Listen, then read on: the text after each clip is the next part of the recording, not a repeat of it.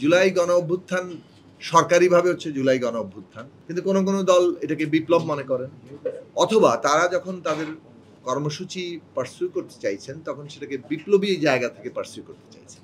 ফলে কর্মকৌশলের একটা পার্থক্য হয়ে যাচ্ছে। এমনকি ধরুন যে কোনো জিনিসের একটা হয় না যে ফ্রেমওয়ার্ক, কিভাবে আমরা কোন কাঠামো থেকে, চিন্তার কাঠামো থেকে এটাকে দেখছি, সেইটার জায়গায় পার্থক্য তৈরি হয়ে যাচ্ছে। তো এখন আমাদের জন্য মুশকিল হয়েছে যে আমরা তো ৫ই আগস্টের পর থেকে আমরা এটাকে যেভাবে দেখেছি যে এটা জনগণের একটা অভ্যুত্থান, যেটা অনেক বিপ্লবী সম্ভাবনা তৈরি করেছে, কিন্তু সেটা কোনো বিপ্লবী একটা জায়গা সম্পন্ন করতে পারেনি। অর্থাৎ একটা বিপ্লব কিন্তু শুধুমাত্র একটা সরকারকে ফেলে দেওয়া নয়, এর মধ্যে দিয়ে আরও অনেকগুলো শর্ত সৃষ্টি হতে হয়, যে শর্ত এখানে তৈরি হয়নি। ফলে এটা জনগণের একটা গণ অভ্যুত্থান, রাষ্ট্র ব্যবস্থা পরিবর্তনের একটা বিপ্লবী সম্ভাবনা তৈরি করেছে, এবং এই পরিবর্তনে অনেকগুলো শক্তি, রাজনৈতিক দল, শ্রেণী পেশা এবং সর্বোপরি জনগণ, ছাত্র জনতা, তারা এটার এই সম্মিলিতভাবে এই কাজটা করেছে। সেক্ষেত্রে আমাদের কাছে মনে হয়েছে যে দ্রুততম সময়ের মধ্যেই এই যে সম্মিলিত জায়গাটা, ন্যূনতম জাতীয় ঐক্যমত্য, এটা আমাদের ট্রানজিশনের পদ্ধতিগত জায়গা হওয়া উচিত। পদ্ধতির ব্যাপারটা খুব গুরুত্বপূর্ণ, আমরা এটাকে ফাউন্ডেশনাল মনে করি, এবং আমরা যদি পদ্ধতির ব্যাপারটাকে গুরুত্বপূর্ণ না মনে করি আমরা অনৈক্য সৃষ্টি করব। এবং যে জিনিসটা আছে যে অনৈক্য ফলাফল কি হবে, একটা অনৈক্য এমন ধরনের জায়গা তৈরি করতে পারে যেখানে আমাদের অভ্যুত্থান বিরোধী শক্তি, অর্থাৎ যাদেরকে আমরা উৎখাত করেছি, ফ্যাসিস্ট শক্তি, তাদের দেশি বিদেশি মিত্ররা, এবং তারা যেখানে বসে আছেন খোদ ভারতে, আমরা সব কিছু মিলে বুঝতে পারি যে এই সুযোগটা তারা গ্রহণ করবে এবং একটা বিপর্যয়কর পরিস্থিতিও সৃষ্টি হতে পারে। বিভিন্ন দেশের উদাহরণ আছে। সে কারণে ন্যূনতম জাতীয় ঐক্যমত্যের উপর আমরা জোর দিয়েছি। রাজনৈতিকভাবে ধরুন অনেক পার্থক্য আছে, প্রায় বিপরীত পোলে থাকা দলগুলো কিন্তু একসাথে বসেছে। এই বিপরীত পোলে থাকা দলগুলো একসাথে বসার ওইটাই আকাঙ্ক্ষা ছিল যে হ্যাঁ, শহীদের রক্তের ঋণটা যদি আমরা বহন করি তাহলে আমাদেরকে ন্যূনতম এই জাতীয় ঐক্যমত্য রক্ষা করতে হবে। এখন সেই পদ্ধতিগত জায়গায় যদি আপনি আসেন তাহলে আপনাকে মানে আপনি যা ভাবেন সেটা ঠিক চাপিয়ে দেওয়া যাবে না। ওই কারণে আমরা গণসংহতি আন্দোলন, জিএসএ, কিংবা আমাদের যে আমরা যে জোটের মধ্যে কাজ করছি, গণতন্ত্র মঞ্চ, যাদের এখানে রাষ্ট্র সংস্কার আন্দোলন আছেন, নাগরিক ঐক্য আছেন, জিএসডি আছে, বিপ্লবী ওয়ার্কার্স পার্টি আছে, ভাসানী জনশক্তি পার্টি আছে, এই 6টি দল আমরা সবসময় এই কাজটা করার চেষ্টা করেছি যে ঐকমত্যটা কীভাবে রক্ষা করা যায়। আমরা উদ্যোগও নিয়েছি, আলাপ আলোচনা করেছি, আনুষ্ঠানিক অনানুষ্ঠানিকভাবে আলাপ আলোচনা করেছি, এই বিশেষভাবে সেপ্টেম্বরের 15 থেকে 15ই অক্টোবর পর্যন্ত, যাতে করে একটা জায়গায় আমরা পৌঁছাতে পারি। এখন আমরা দায়িত্ব বোধ করছি, এই যে সরকার রাজনৈতিক দলগুলোর কোর্টে বল ঠেলে দিল, এইটা তো আমরা খুব দায়িত্বশীল কাজ মনে করিনি, এবং ঐকমত্য কমিশন এবং সরকার এই কিছুটা জটিলতা সৃষ্টি করেছে বলে আমরা মনে করি দায় তাদের আছে।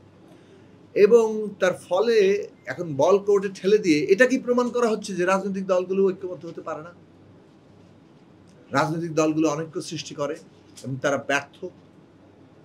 তো রাজনৈতিক দলগুলি তো দেশ চালাবে না, রাজনৈতিক দলগুলি তো মানে বাকিটা সময় চালাতে হবে। অন্তর্বর্তীকালীন সরকার কি সারা জীবন থাকবে? ফেব্রুয়ারির পরে তো অন্তর্বর্তীকালীন সরকার থাকার কথা না যদি নির্বাচনটা হয়। তাহলে দেশটা চালাবে কাদেরকে? যারা চালাবেন তাদেরকে যদি আমরা একটা এইরকম অনাস্থার জায়গায় নেই, তাহলে কোন ধরনের ভবিষ্যৎটাকে আমরা সামনে টেনে আনি, এটা পলিটিক্যাল পার্টিগুলোকে ভাবতে হবে।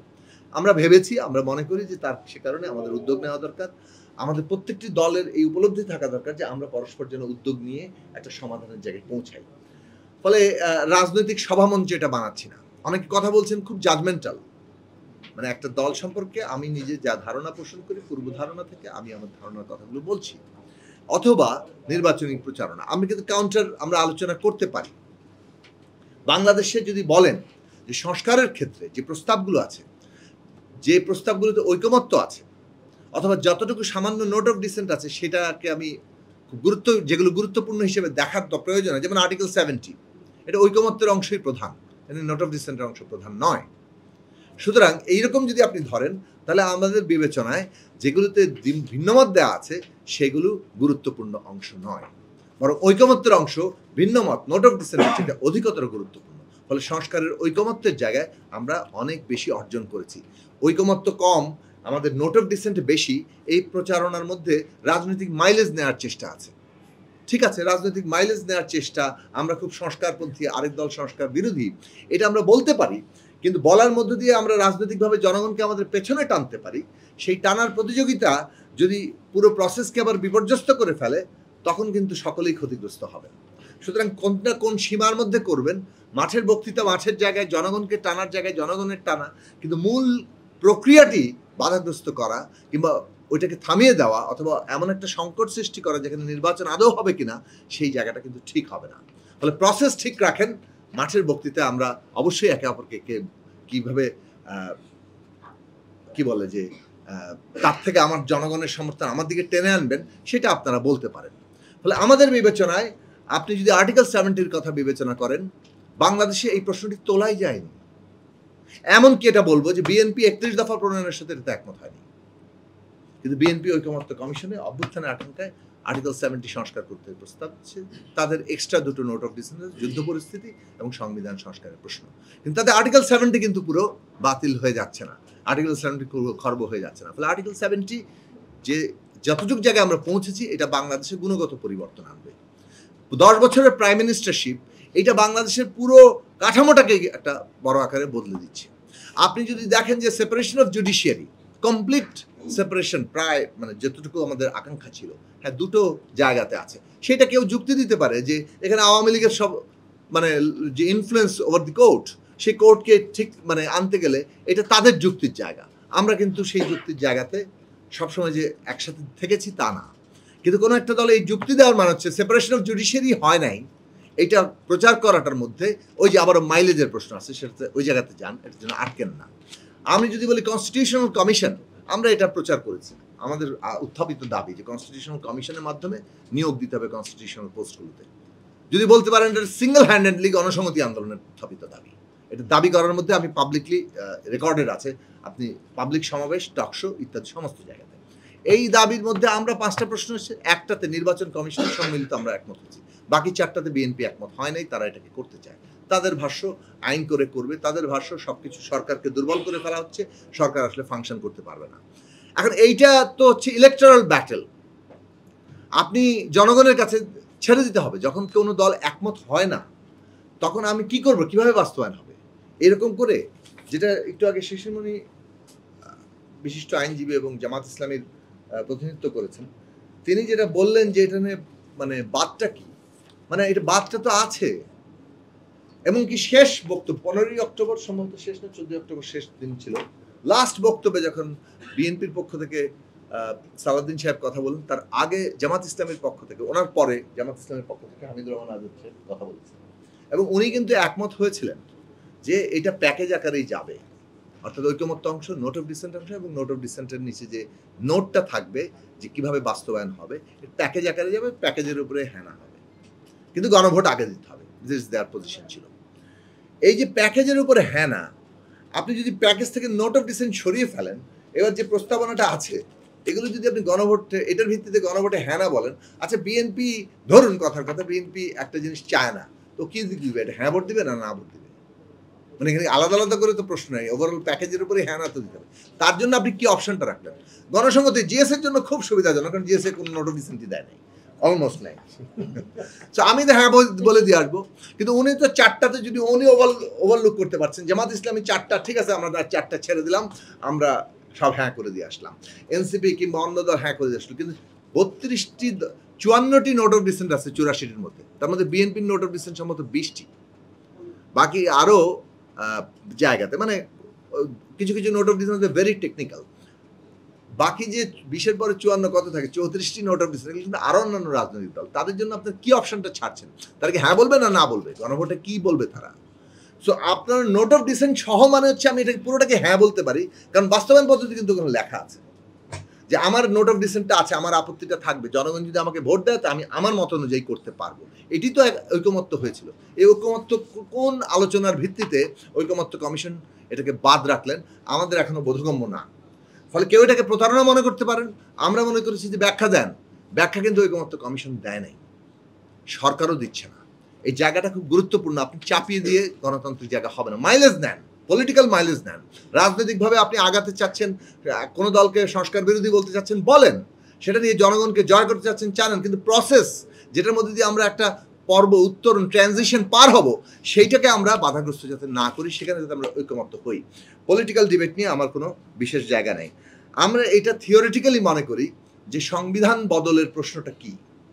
যদি বিপ্লব থেকে দেখেন, আমরা দেখি এইভাবে যে একটা বিপ্লব হলে কি হয়, বিদ্যমান রাষ্ট্র সংবিধানটাকে স্থগিত করে দেওয়া হয় অথবা ভেঙে দেওয়া হয়। Then you form a constitution, খসড়া। আপনি এটা জনগণের কাছ থেকে মতামত দেন আর যেভাবে করেন, হয় সেটা আপনি জারি করে দেন ডিক্রি দিয়ে, অথবা আপনি গণভোটেও যাইতে পারেন। কিন্তু শেষ পর্যন্ত সবাই পার্লামেন্ট গঠন করে। ওটা রুশ বিপ্লব বলেন, ওটা ইরান বিপ্লব বলেন, যে বিপ্লবই বলেন, আপনাকে শেষ পর্যন্ত একটা পার্লামেন্ট তৈরি করতে হয়, সেই পার্লামেন্টে র্যাটিফাই করতে হয়। এটা বাস্তবতা, এটা বিপ্লবী দেশগুলোতে বাস্তবতা। 5 থেকে 8 তারিখের মধ্যে তো এই সরকারটা গঠিত হলো, তারা 106 দিয়ে নিজেদের লেজিটিমেসি তৈরি করেছেন। ফলে সংবিধান নিয়ে তারা আছেন, একদিকে তারা একটা বিশেষ সরকার, বিশেষ বাস্তবতার স্বীকৃতিও আছে, আবার সাথে সংবিধানটা নিয়ে আছেন। এখন কেউ মনে করেন যে সংবিধানটা কিন্তু আমরা এখন স্থগিত করে দেই, তাহলে পলিটিক্যালি একটা আনস্টেবল জায়গা তৈরি হবে, এটা মনে করতে পারেন তারা।